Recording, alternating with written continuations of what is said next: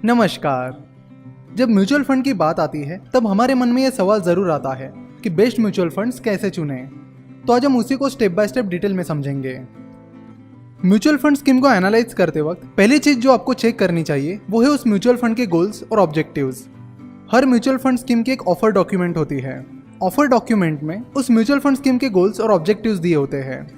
किसी भी mutual fund scheme की ऑफर डॉक्यूमेंट आपको उस म्यूचुअल फंड की वेबसाइट पर मिल जाएगी, या आप गूगल पर उस म्यूचुअल फंड स्कीम का नाम और उसके आगे ऑफर डॉक्यूमेंट लिखते हो तो आपको उसके ऑफर डॉक्यूमेंट की लिंक मिल जाएगी। तो सबसे पहले उस म्यूचुअल फंड स्कीम के गोल्स और ऑब्जेक्टिव्स पढ़िए और देखिए कि वो गोल्स और ऑब्जेक्टिव्स आपके इन्वेस्टमेंट रिक्वायरमेंट्स को सूट हो रहे हैं या नहीं।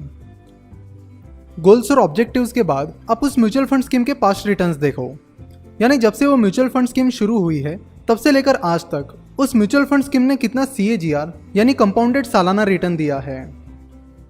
जब मार्केट खराब परफॉर्म कर रहा था या जब इकोनॉमी मंदी में चल रही थी तब उस म्यूचुअल फंड ने कैसा परफॉर्म किया था ये भी आपको चेक करना चाहिए। हर म्यूचुअल फंड स्कीम का एक बेंचमार्क होता है। म्यूचुअल फंड स्कीम का परफॉर्मेंस चेक करने के लिए बेंचमार्क का उपयोग किया जाता है। उस म्यूचुअल फंड ने अच्छा परफॉर्म किया है या नहीं ये पता करने के लिए आपको इस म्यूचुअल फंड के रिटर्न्स उसके बेंचमार्क के रिटर्न्स के साथ कंपेयर करने होंगे। For example HDFC infrastructure fund का बेंचमार्क है निफ्टी 500 TRI।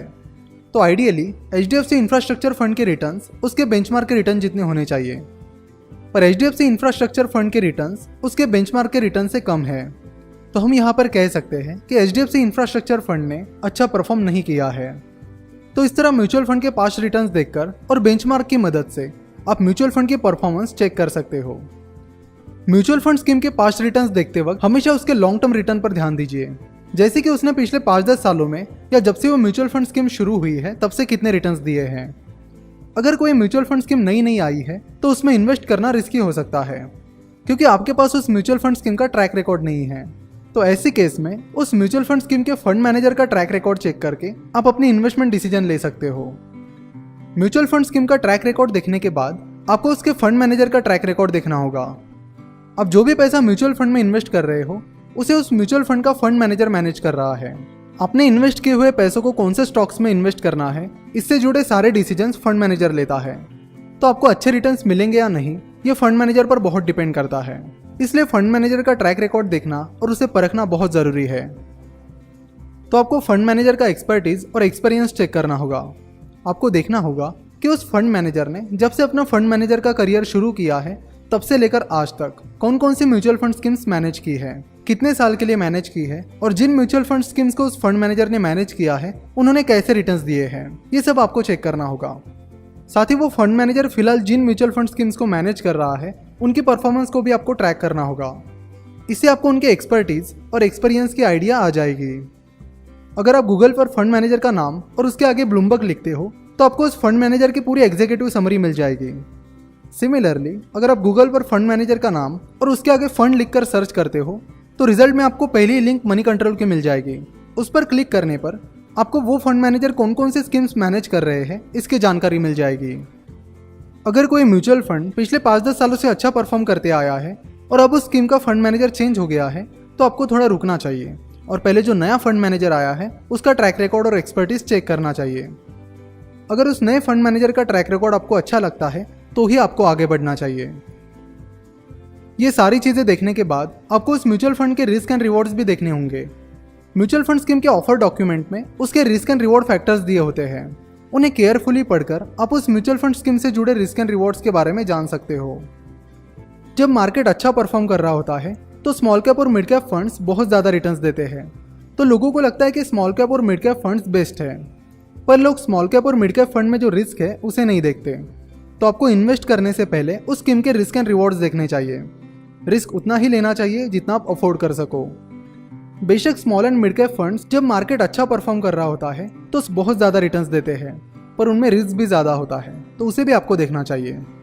साथ ही आपको उस म्यूचुअल फंड के बेसिक फैक्ट्स यानी उसके बेसिक डिटेल्स और होल्डिंग्स यानी उस म्यूचुअल फंड स्कीम ने कौन से स्टॉक्स में इन्वेस्ट किया है ये भी चेक करना चाहिए। फंड की होल्डिंग और बेसिक डिटेल्स आप grow.in पर जाकर उस म्यूचुअल फंड स्कीम का नाम सर्च करके देख सकते हो।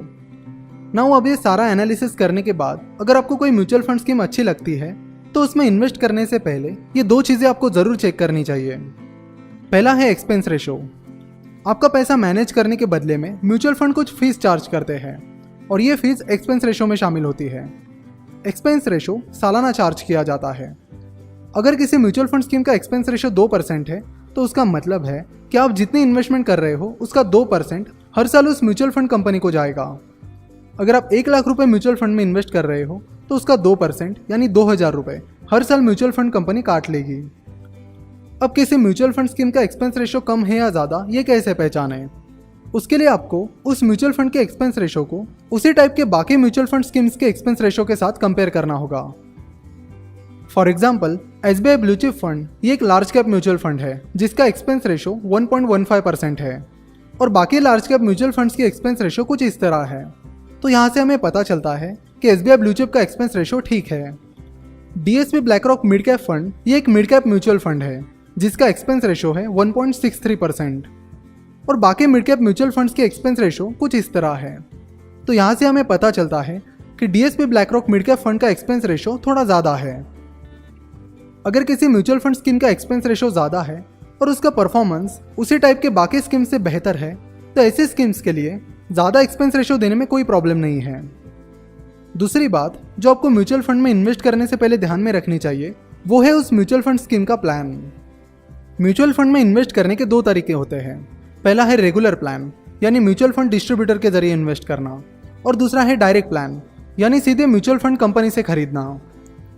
अगर आप किसी म्यूचुअल फंड के रेगुलर प्लान के जरिए इन्वेस्ट करते हो यानी डिस्ट्रीब्यूटर के जरिए म्यूचुअल फंड खरीदते हो तो उसके लिए डिस्ट्रीब्यूटर आपसे कुछ कमीशन लेते हैं और ये कमीशन वो डायरेक्टली आपसे नहीं लेते हैं। वो कमीशन उस म्यूचुअल फंड स्कीम के एक्सपेंस रेशो में एडजस्ट किया जाता है और फिर म्यूचुअल फंड चलाने वाली कंपनी जिसे एसेट मैनेजमेंट कंपनी कहते हैं वो बाद में डिस्ट्रीब्यूटर को उसका कमीशन देती है। वही डायरेक्ट प्लान में आपको किसी को कमीशन नहीं देना होता, इसलिए डायरेक्ट प्लान का एक्सपेंस रेशो रेगुलर प्लान के एक्सपेंस रेशो से कम होता है। HDFC mid cap opportunities fund के रेगुलर प्लान का एक्सपेंस रेशो 1.99% है और उसके डायरेक्ट प्लान का एक्सपेंस रेशो 0.91% है।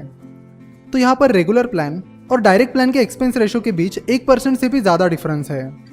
देखने में तो ये डिफरेंस आपको शायद कम लग रहा होगा पर लॉन्ग टर्म में कंपाउंडिंग के कारण इसका इफेक्ट बहुत बड़ा हो जाता है।